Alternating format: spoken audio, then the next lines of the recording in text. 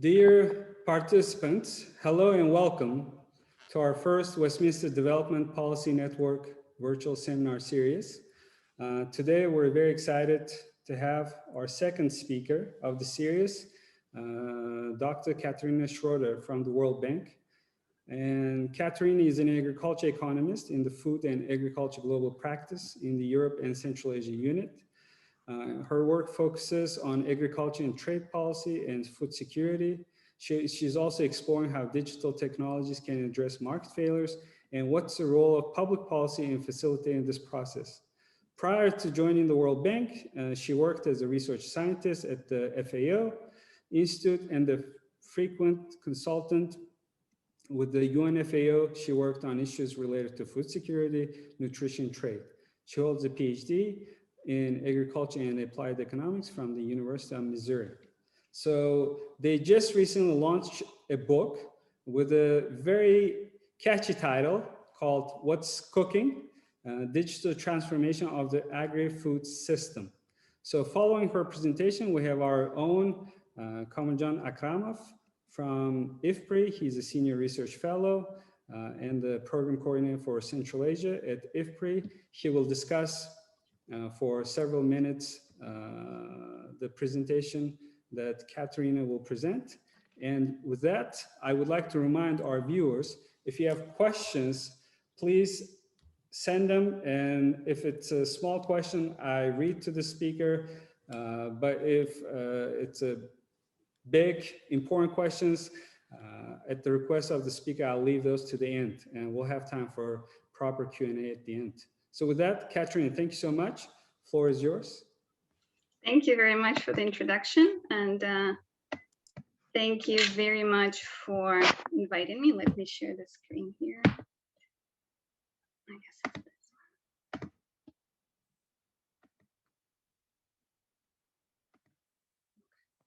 So indeed, today I would like to present to you our new report, What's Cooking? Digital Transformation of the Agri-Food System. The report was launched in the March of this year. And we all know that the ongoing digital agricultural revolution is transforming the agri-food system, the global agri-food system. And as that is ongoing, it is important to understand what can be done to put digital technologies to speed up this transformation in the places where it might be going slower, but also to make sure that the outcomes of this transformation are both equitable and sustainable. And the report aims to support this goal with its three main contributions. So in the report, we investigate how digital technologies can accelerate the transformation of the agri-food system by offering an economic analysis framework to analyze the pathways through which digital technologies alter the agri-food system and make them efficient, equitable, and environmentally sustainable. The second contribution is that the report identifies relevant public policies and investments needed to maximize the positive impacts of digital transformation, but at the same time minimize the risks that are often unknown. Finally, the report also offers a third contribution, an assessment tool that allows for more systematic analysis of the country's constraints and capabilities in leveraging digital transformation in the agri-food system. I will structure my presentation along these three main contributions. As we all know that the agri-food system is large and complex. It's spanned across 8 billion consumers, close to 600 million farmers that interact with millions of players along the agricultural value chain. And every time the transaction or interaction take place, a transaction cost occur. Transaction costs, they are associated with the exchange of goods and services across different players along the value chain. And broadly, we can identify three types of information-related transaction costs. Those are related to search for information costs, costs for negotiating and bargaining, and then cost for supervision and enforcement. And transaction costs are certainly not unique for agricultural markets. However, we posit that there are 4 inherent features that agriculture has that makes transaction costs in the agri-food system possibly a little bit higher than in other sectors. One of these features is the uncertainty that is associated with the production. So this could be due to the weather, pests, different risks in agriculture. The second feature is asset specificity. This is the extent to which investment made by one or party in the relationship is inherent to this particular relationship. So, for example, if the farmer commits to selling milk to the wholesaler in the area, it might be difficult to resell this milk on a short notice to a different wholesaler. There is also a coordination issue in agriculture, which is also exists in other markets. The transactions rarely take place in isolation, and a lot of coordination across the system takes place. The complexity comes here is just because the food systems are so complex. And then finally, there is the feature that it's difficult to measure the performance in the sector, because whenever we produce something, there is information asymmetry that comes in about how something was produced. So performance monitoring is more limited. So as a result, these transaction costs that occur in the agri-food system, they generate market failures. They prevent otherwise profitable transactions from happening. They make it difficult to identify sustainable agricultural practices or targeted agricultural policies. They also make it difficult for the consumers to trace the quality of their food, for example, the origin of their food, or identify and adopt healthy diet. And the magnitude of the transaction costs that and inefficiencies that stem from them that exist in food system have been well seen in the contrast between the farm surpluses on farms, food surpluses on farms, and food shortages in the stores that we have seen during the early days of the COVID-19 pandemic. So this is where the digital technologies and data are coming in to transform the agri-food system, and where they hold the great promise for this transformation. This stems from the 2 features of digital technologies. One is the ability to collect and use massive amounts of machine-readable data about practically every aspect of the value chain. And the second one is the emergence of digital platforms that are disrupting the existing models in the agri-food system. Just to give you an example, in 2014, there were about 200,000 data points produced per farm daily. By 2050, experts predict that this number will increase to over 4 million data points, which is a huge amount of information that flows throughout the value chain. So we're certainly witnessing the digital agricultural revolution, yet another revolution in our sector. And it certainly builds on the preceding revolutions that we've observed before. The difference here is that this revolution is different in the sense that if previous revolutions were originating on farm and then were sequentially moving from on farm to down the chain, like for example, British or Green Revolution. In case of digital revolution, the difference is that because of the sheer amount of data and information, it stems from the different points, multiple points along the entire value chain simultaneously. And this does create a great promise for transformation and lowering those transaction costs that we're seeing. So the report posits that digital transformation improves efficiency, equity, and environmental sustainability of the agri-food systems. And it goes in a lot of detail about looking at the pathways, how efficiency, equity, and environmental sustainability, we call them triple E, what are the pathways of achieving those triple E's.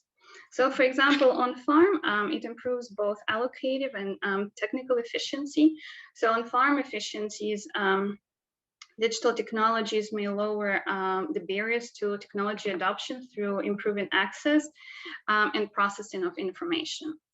Off-farm efficiency comes from the improved access to multiple markets, improved price discovery, buyer and selling matching, improved traceability and quality control, improvements in the collective action. One thing to mention that I didn't mention from the start is that in addition to offering the analysis framework, we also look at the literature review to see what is the emerging evidence. So basically, we outlining hypotheses of how digital technologies can improve EEE, but also seeing whether there is evidence that shows that this indeed happens on the ground. So in terms of the emerging evidence, there are 3 types of observable outcomes that are relevant for farmers.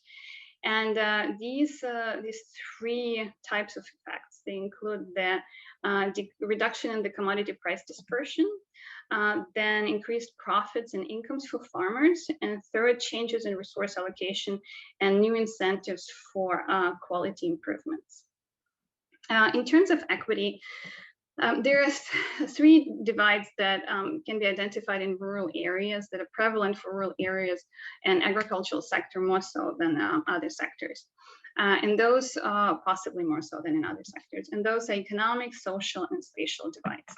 So economic is the differentiated access to resources in different farm structures, different types of the producers. Social divides is that different groups in rural areas, for example, women and youth, have less equitable access to the resources due to different societal cultural norms. And then there's also spatial divide. This comes from this sparsely populated population in many rural areas around the world, not all, but in many rural areas. So the digital technologies have the potential to lower all 3 divides. Economic divides, I already mentioned, through the improved efficiencies. Spatial divides is through improved access to information and services through digital technologies and online services. And also social divides, where the marginalized groups or disadvantaged groups might have better access to information. They might also have a better voice. And while literature review supports gains that comes from the efficiency improvements that stem from digital transformation, in terms of equity impacts, the literature, the net effects of digital transformation on equity, there's still no conclusion because of the risks of the digital divide. And this is something I'll talk about in a second. And in terms of environmental sustainability, there are 3 main effects. The direct effects that come from digital technologies, these stem from the changes to production and distribution processes. For example, here could be a precision agriculture. Then there are enabling effects that are attributable to the enhanced scope for environmental monitoring in the agricultural production systems. And then the third one is behavioral effect, which implies that there's transformation of behavior on both the consumer side and producer side, and the attitudes to food consumption and production that can lead to more environmentally sustainable practices. In terms of the evidence, the environmental impacts seem to be largely positive, though the literature does still remain scarce. Empirical evidence does remain scarce. It mainly focuses on the adoption of precision agriculture. At the same time, there are still risks that need to be monitored. Some risks are attributable, for example, to the increase in energy consumption associated with digital technologies. Also, when it comes to precision agriculture, possibility or risks to decrease in biodiversity. So in any case, in general, across all EEEs, the empirical evidence is growing, and but is limited, and there is a need to do more empirical research to see the true impacts, which is not an easy task, as we all know, to truly measure and identify those impacts. So this leads me to the next section of the, actually, sorry, not quite yet.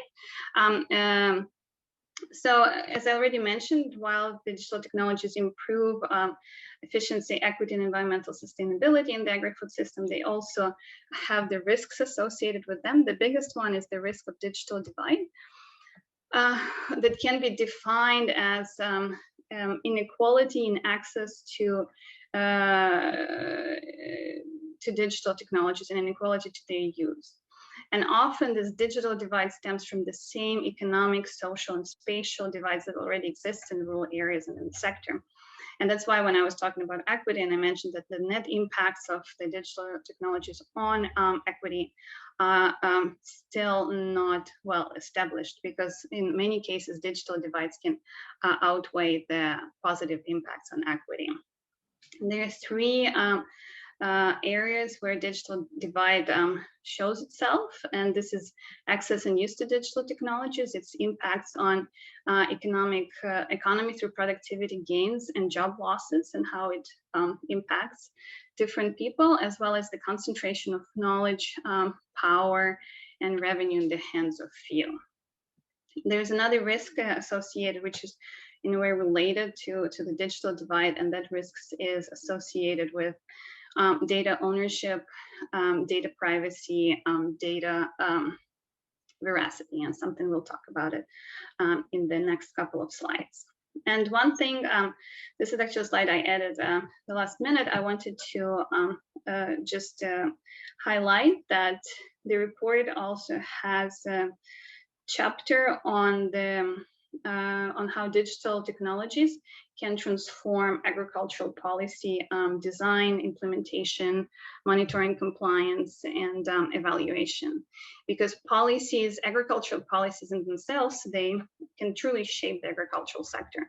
And if they're not conducive to digital development in the sector, they might shift incentives to such extent that digital technologies, might not be used by different stakeholders.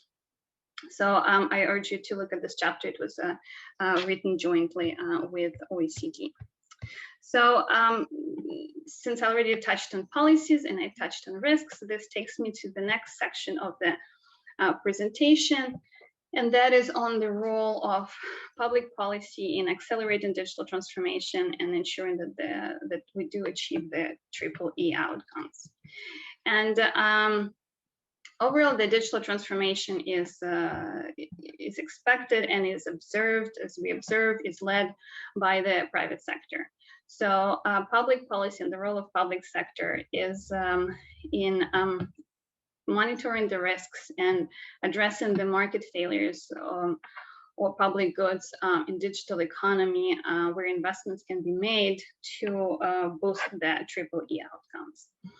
And the way we approach the policy section, or the just approach to a policy response, we looked at the two-tier enablers. The first tier is the foundational enablers. These are enablers that are essential for creating an environment for digital transformation to take place.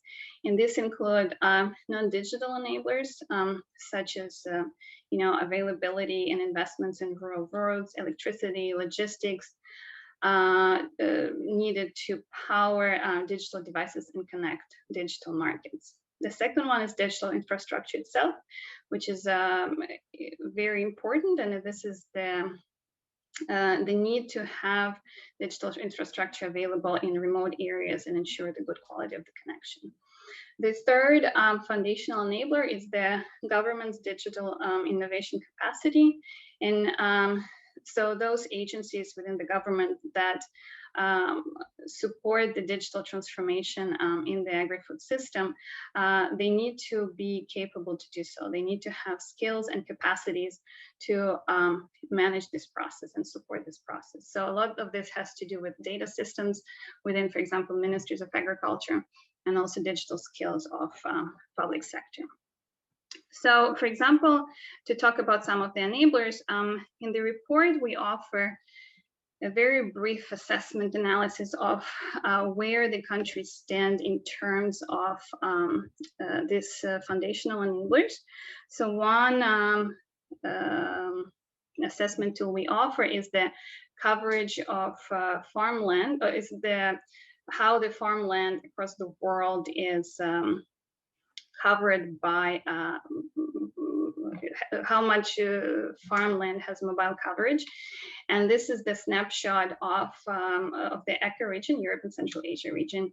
So you can see, for example, the difference between the coverage in European Union, where it's mainly farmland, most of the farmland there has 4G coverage, while as we move more towards the east, there's a lot of areas that either have no coverage or have only 2G coverage.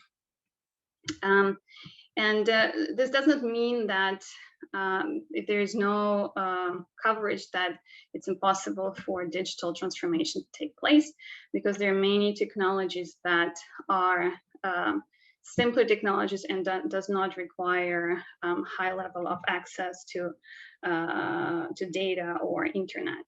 But of course, the better the connection, the more possibilities there are in terms of the technologies that can be used. And this chart offers sort of the range of technologies under these different scenarios where the access exists. And another thing in terms of the foundational enablers that the report offers is Agriculture Digitalization Index. Here, as you can see, we'll look at availability, affordability, and the non-digital enablers. And it kind of shows, I just took the snapshot of the first page. And in general, if you look at ECA, and I don't unfortunately have ECA here, but there are some issues with affordability, but in terms of availability, what I already mentioned is that the coverage for 2G is more or less good, but when it comes to high quality coverage, in many countries, it's not as widespread. And then there is the second, as I mentioned, we identified 2 tiers of enablers, and then there is a second tier of enablers, and these are the ones that build on the foundational enablers, and these are the no regret policy actions that are key for maximizing the benefits of the transforming of the agri-food system, and we identify 7 policy actions. So one very important one is strengthening the access to foundational data and promoting data sharing. It is important because data lowers the cost of innovation, and this could be achieved by digitizing existing agricultural records, developing agricultural farm registries, having market monitoring, price monitoring, weather conditions.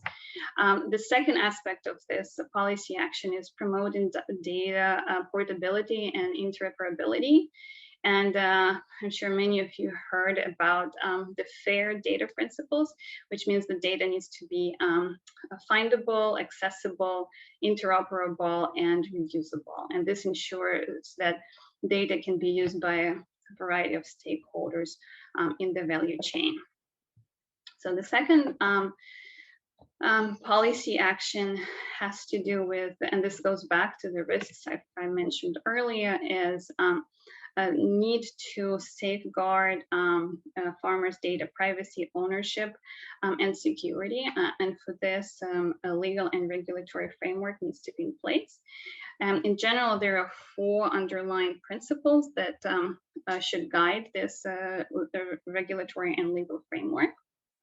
First of all, the data, collected data needs to be transparent, so individuals should know who is collecting the data.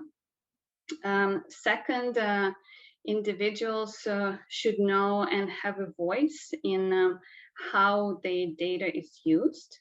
The models, the third one is the models for data use need to work for both suppliers of data, to the farmers, but also the users. For now, it's very much skewed towards the users.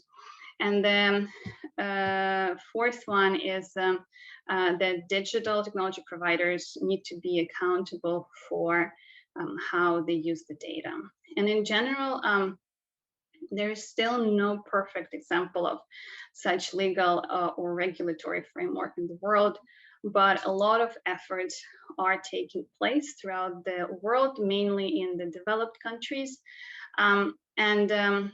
This has become an important issue because the research or the surveying of farmers in some of the countries, for example, in Australia or the US, showed that one of the key reasons why the farmers might not want to adopt some of these digital technologies is precisely because they're worried about, the data privacy and security and whom the data would belong to. Because in agricultural space, the agriculture data is very tightly overlinked with the personal data. So the farmer usually produces and lives in the same place. So if the data about production should be shared, it almost automatically shares the data about, the farmer itself and the location and things like that. The third action is reviewing regulation that may constrain the adoption of technologies for precision agriculture. And here, sometimes regulations don't have to do with the agricultural sector in itself. So for example, technologies I have in mind here are Internet of Things or drones or GPS systems. And often in the countries, there might be some restrictive regulations in terms of for security reasons. There are also such issues as if the safety for the users or safety of the passerby. So for example, if the drone hits somebody. So these regulations exist in the country and they might be restraining the use and development of such technologies in the agricultural sector. And so this needs to be reviewed and accounted for precision agriculture to develop faster in some countries. Yeah, the next one, this comes back to another point I already made on digital divide. And here is the need to enable competition in digital markets. The issue of the concentration of power and knowledge in digital markets is very real. Something, for example, we observe very much in the United States, where the debate is taking place outside of the agricultural space. But the same tendencies towards market concentration can be seen in the agricultural markets. And here, the policies for taxation and competition and data sharing needs to be adjusted. And so, of course, antitrust regulation taxation policies remain key. We don't necessarily go much in detail into those. These are outside of the scope of our report. However, the report offers, for example, insights in how some market and institutional innovations can help. So additional approaches could be remunerating individuals for sharing data with the platforms to make, the platform maintenance a little bit more expensive for the platform developers and owners. And in some cases, which we see a lot through our work at the World Bank with the governments, is that sometimes governments step in, and to spur competition, they can invest in their own digital transaction platforms or provide seed financing for the creation of some platforms. Not always effective, not always efficient, but in some cases that could be used as a tool as well. So the next area for policy involvement, very important one, is supporting development of digital payments.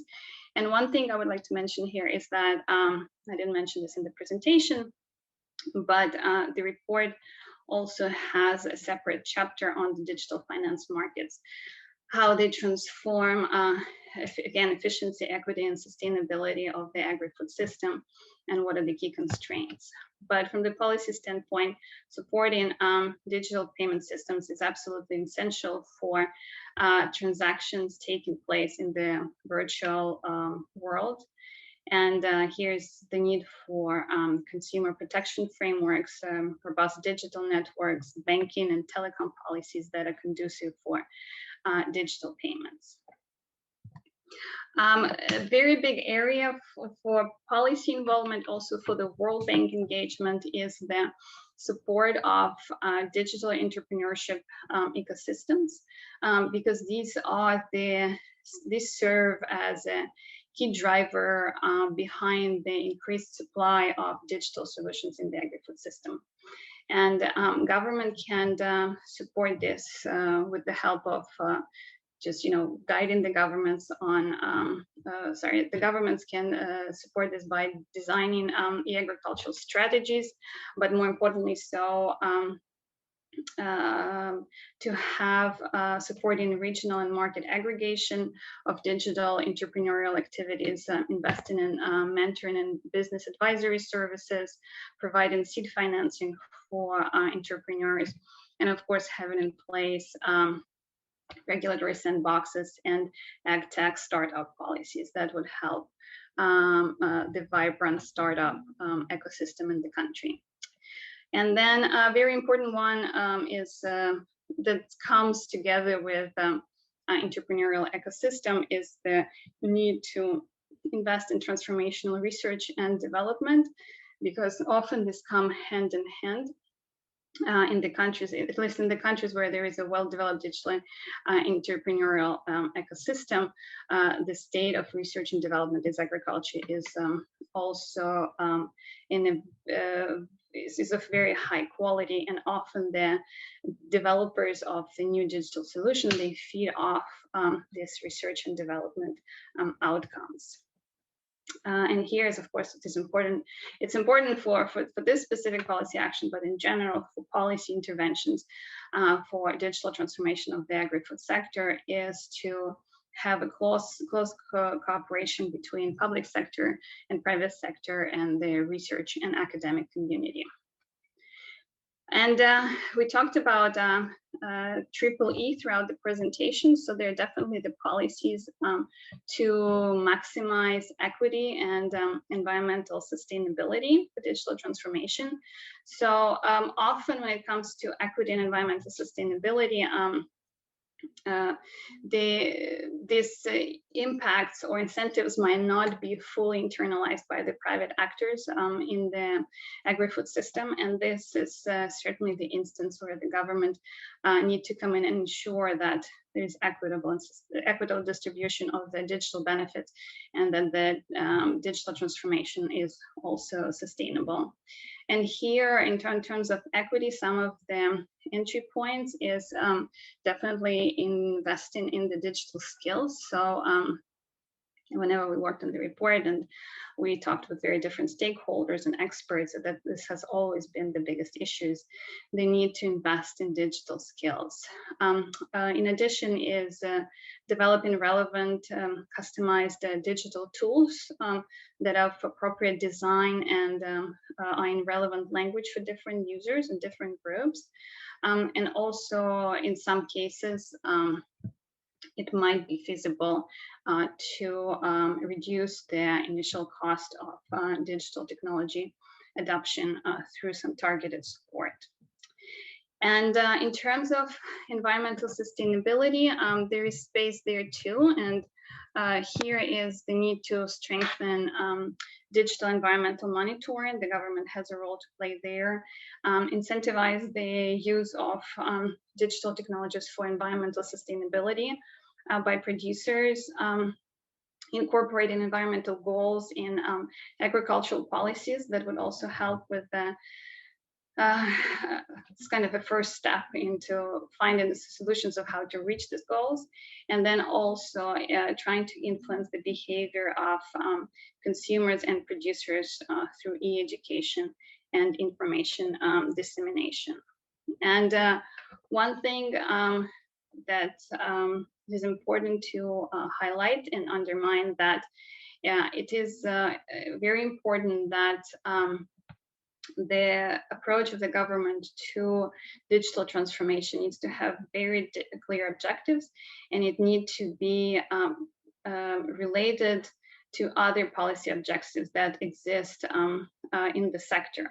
So the comprehensive to the entire sector transformation, the entire approach needs to be comprehensive, because if it's a piecemeal, so focusing on, say, one aspect, then it might be difficult to push the digital transformation further. And as I mentioned, there is a third contribution the report makes, the main contribution, and that is digital agriculture profiling tool. So we have, we offer in the report a methodology of how to evaluate the state of agricultural and digital development in a country and identify the policies and specific technologies that promise the highest impact to the existing problems. And we've started with 5 pilot DAPs. We call them DAPs, Digital Agriculture Profile. Those were developed for Argentina, Grenada, Kenya, Vietnam, and Turkey. I would like to invite you all to join us for the official launch of these DAPs on July 1st. This will be done jointly with the CIAT and FAO, with whom we collaborated on these profiles. I actually wanted to highlight very quickly the Vietnam DAP. I must add a disclaimer, this is not completely finalized, but just an example to offer to highlight is one of the products. So basically, the way that these digital agriculture profiles were developed is based on the both desk research that identified some of the key problems, but also working with the stakeholders in the country, with private and public stakeholders, and holding a series of seminars and surveys, trying to identify what are the key issues and where digital agriculture can come in and help. So the way it's structured, and we look at the solutions across 4 hubs, as we call them. So input, production, distribution, and consumption, and then some of the solutions across the entire food system. So just to highlight, we start out with some issues that exist in the sector and challenges, and then we talked about the development of digital infrastructure, availability and access, and then we talk about specific solutions through these different hubs. And we have this little analysis of saying, okay, so these are the key problems, these are the key technologies that might help, these are the expected outcomes, and also what are the impacts on environment, equity, efficiency, and what is the potential progress in policy in place that exists right now in the country. And then certainly we talk about the policy solutions and technologies. So, I actually realized that I did not share this. Sorry. I will not talk again, so I'll just put my words to the profile. So basically, this is the profile for Vietnam, and we look at, as I mentioned, 4 hubs, and then we offer a little bit of analysis at the end that looks at the specific technologies. So we look at the challenge, the actual technology outcome, and then the analysis in terms of AAA, and then progress, policy, and potential. So with this, I would like to conclude my presentation and except maybe mention one more thing. Can you see my presentation? Yes. Okay, so one more thing is that the work on the report was part of the Global Digital Trust Fund that we did jointly with Digital Development Group, and it had several different products and several different outcomes. It's been the work that was taking place over 2.5, actually probably 3 years. And one thing that I would like to highlight is for those who are interested in the digital technologies and digital transformation is to take a look at our Open Learning Campus for Digital Agriculture Learning Series. So we have brown bag lunches on the different topics related to digital agriculture rather frequently.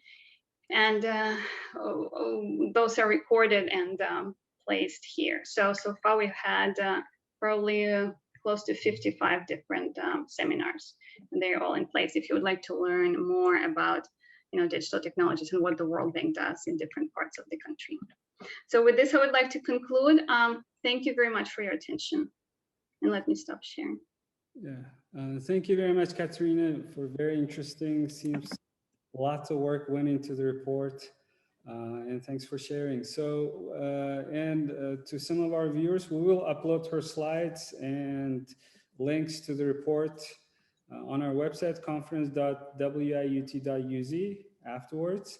But right now, let me give the virtual floor to Kamjan. Akram, please.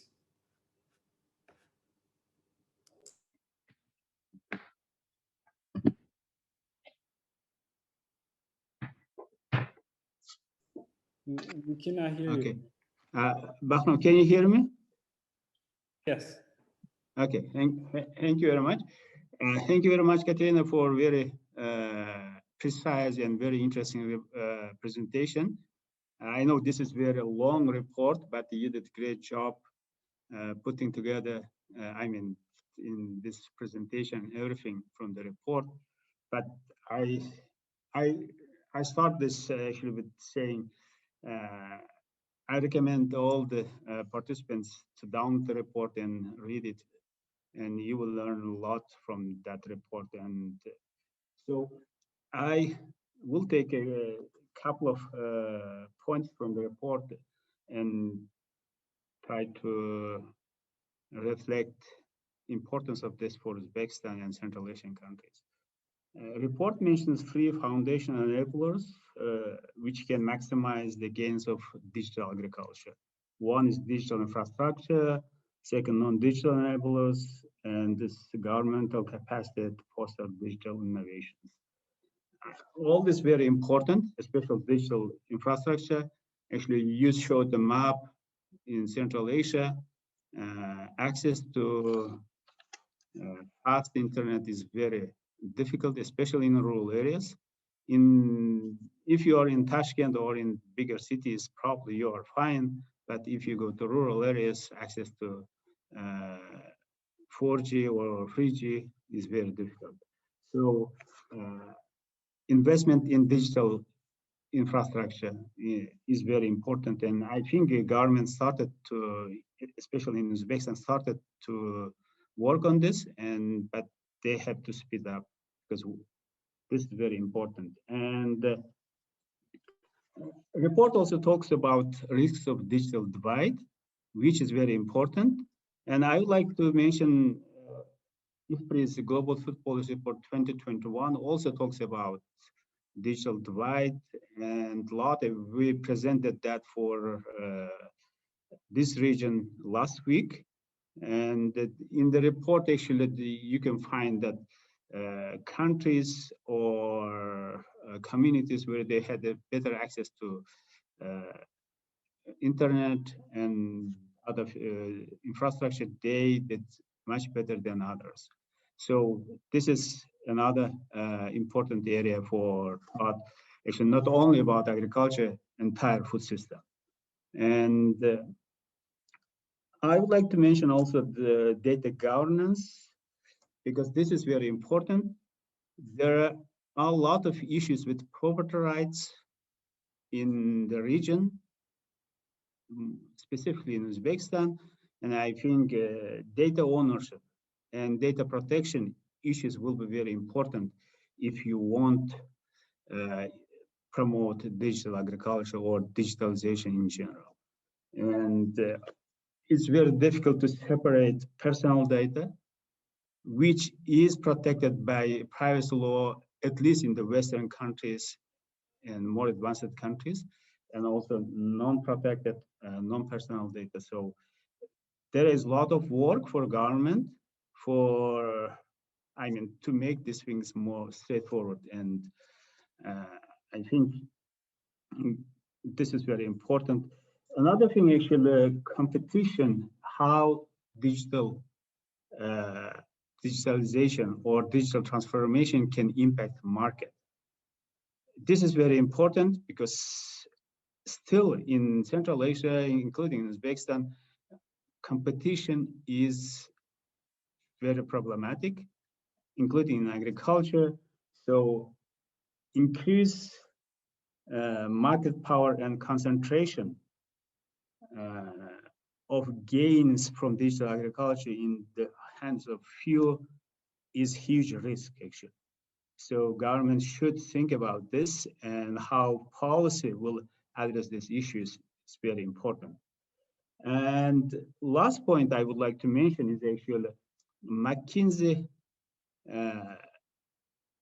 also published, I think at the end of 2020, small research on agriculture's connected future, how technology can yield new growth.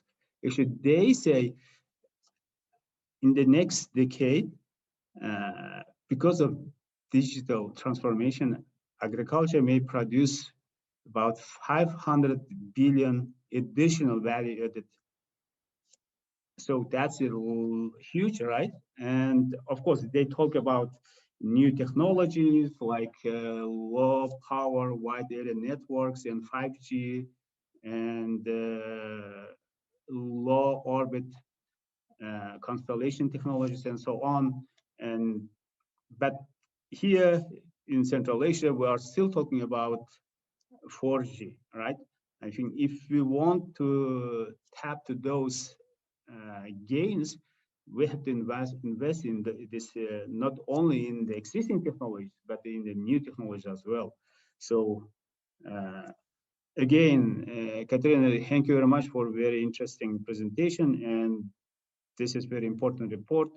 I believe policymakers, researchers, and students will benefit a lot from this report. Thank you very much. Thank you very much, Komjanike. Due to the time limits, Kateryna, maybe I'll read some of the questions, and perhaps in your answers you can also comment on Komjan's comments if you see appropriate. So I'll start with the easy question. So can we get the report in Russian language? The report is not translated in Russian. Okay. That being said, we've been talking in the team, we've been talking about the need to do translation, at least of the slides in Russian. This has not been done yet, but it is possible it will happen. And I will stay in touch, and if it does happen, I will share. Okay. And there's another question by Sherzad Nasirov. So he writes, not every farmer generates electronic data by himself or herself. If state agencies will provide digital facilities to collect data, what risks may be encountered? So, and which organization carries out agriculture digitalization index of countries, and is the methodology available to review? So let me maybe start with the second one. It's a little bit more straightforward and easier. And actually, this I would also like. This would also be a comment on Komjan's comment, which thank you very much for those. But I wanted, because in the presentation I just showed the snapshot of the digital agriculture digitalization index. But here, let me share. I would like to actually show where Uzbekistan stands. So this might be an interesting highlight. And this confirms. But not confirms, supports the assessment done by Komjan about the state of digital coverage in Uzbekistan. So here is Uzbekistan right here. So as you can see, the 2G coverage, which is the basic coverage, is pretty good. But in terms of more advanced coverage, it's pretty poor. There are also issues with affordability in Uzbekistan. And if you can see with the basic skills, and if you recall from my presentation, those are the key enablers for actual digital transformation on the farmer side. In terms of agriculture digitalization index, this was compiled by our team based on so how to say this? I wouldn't say this. So it's mainly so affordability and enabling environment, that's secondary data. This is used from different sources. A lot of this comes from GSMA that look at these things, and then FAO, then online service index, for example, is UN e-government survey that I used to work on at some point. In terms of availability, the maps that you saw in the presentation, they go into this index. Those were built by or made by our team. It's basically overlaying the farmland with the mobile coverage provided by GSMA, and then calculating the share of coverage under 2G, 3G, and 4G. The report describes the methodology behind Agriculture Digitalization Index in detail. So it talks about every single indicator used and calculations and everything else. In terms of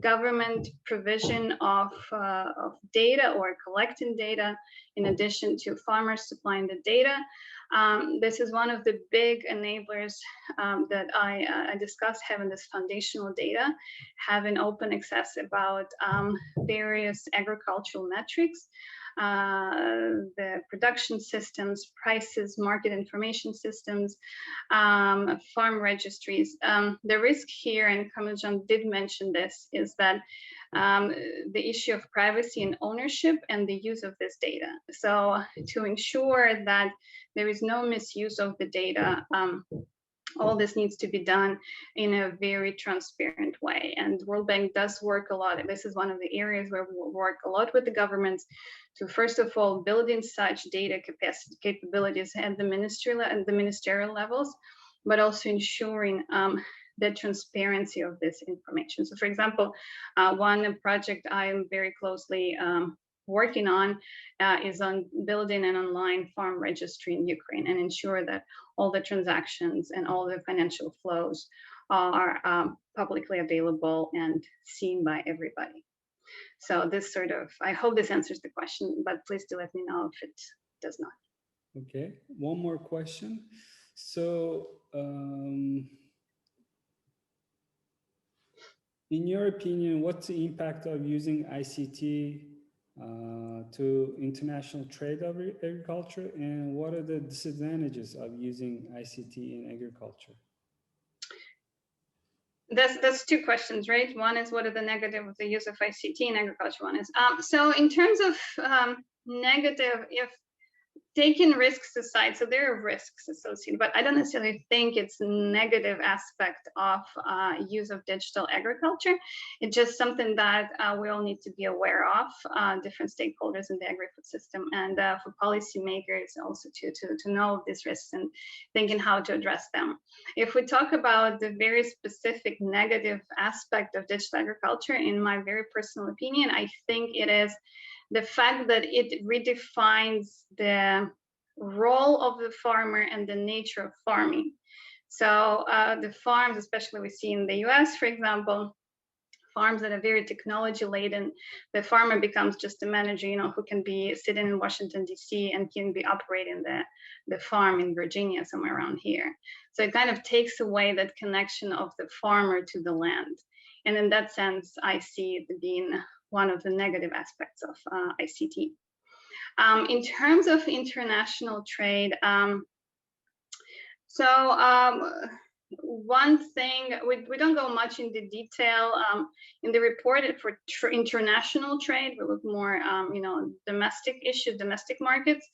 But from this, I can comment, and again, from the standpoint of the work we do in Ukraine, there is a digital component to international trade. And there the issue is building, and I know some of this is done also in Kazakhstan. I remember seeing this in Central Asia, is having public databases, digital databases that outline, for example, the different requirements of trade requirements, import-export requirements for different agricultural goods.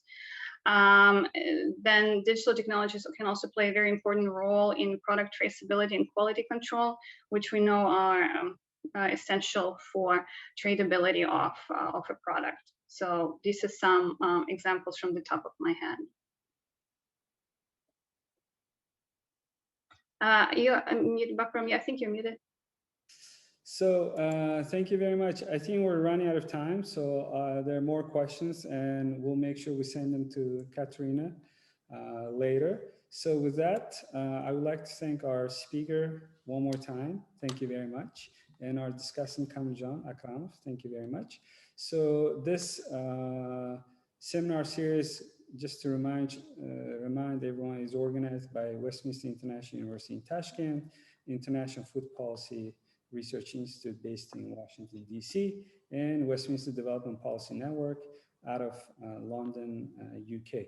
So please join us next time, Wednesday, and we'll have another great speaker from IFPRI, John McDermott, I hope. I saw it. You got it right. Thank you very much. Sure, thank you very much. So everyone, have a great Wednesday. Goodbye. Thank you very much. Bye. Bye-bye.